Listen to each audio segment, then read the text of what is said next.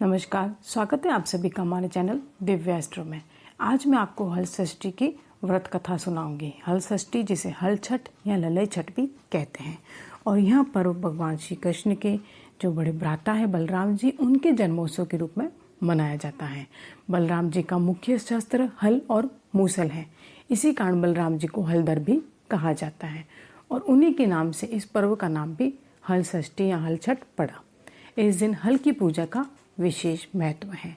जैसा कि आप सभी जानते हैं कि हमारा पूरा देश कृषि प्रधान देश है, तो हमारे लिए इस हल का कितना महत्व है।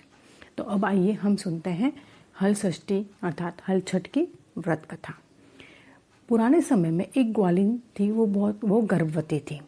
उसका प्रसव काल अत्यंत निकट था। एक और वह प्रसव पीड़ा से व्याकुल थी, तो दूसरी ओर उसका मन दूध दही बेचने में लगा हुआ था। उसने सोचा, बच्चा उत्पन्न हो गया तो मैं गौरस अर्थात दूध दही मेरा यूं ही पड़ा रह जाएगा। यह सोचकर उसने दूध दही के घड़े सिर पर रखे और बेचने के लिए चल दी। किंतु कुछ दूर पहुंचने पर उसे असहनीय प्रसव पीड़ा हुई और वह एक जरबेरी की ओट में चली गई। वहां उसने एक बच्चे को जन्म दिया। वह बच्चे को वही छोड़कर पास के गांवों में दूध दही बेचने चली गई।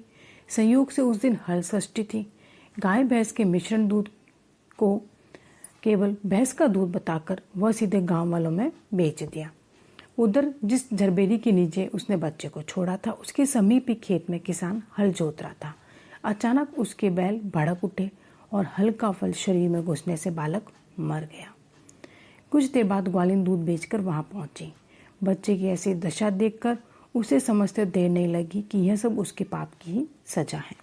वह सोचने लगी कि मैंने झूठ बोलकर गाय का दूध बेच दिया, यह बोलकर कि यह भैंस का दूध है, और उस गांव की स्त्रियों का धर्म भ्रष्ट न किया होता तो मेरे बच्चे की यह दशा न होती। अतः मुझे लौटकर सब बातें गांव वालों को बताकर प्रायश्चित करना चाहिए। ऐसा सोचकर वह उस गांव में पहुंची जहां उसने पहले दूध दही बेचा था, झूठ बोलकर कि यह भैंस का दूध है। वह गली गली घूमकर अपनी करतूत और उसको मिले दंड का बखान करने लगी।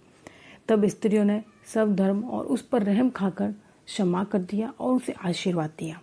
बहुत सी स्त्रियों के आशीर्वाद लेकर जब वह पुनः जरबेरी के नीचे पहुंची तो यह देखकर आश्चर्यचकित हो गई कि वहां उसका पुत्र जीवित अवस्था में पड़ा है। तभी उसने स्वार्थ के लिए झूठ बोलने को ब्रह्म हत्या के समान समझा और कभी भी झूठ ना बोलने का प्रण लिया। अर्थात आपको जब भी आप ऐसा कोई भी व्रत करते हैं और उसकी पूजा पाठ करते हैं, उसकी कथा सुनते हैं, तो आप यह ध्यान रखें कि उस दिन पूरे दिन एक तो आप अपशब्दों का प्रयोग ना करें और ना ही आप कभी झूठ बोलें।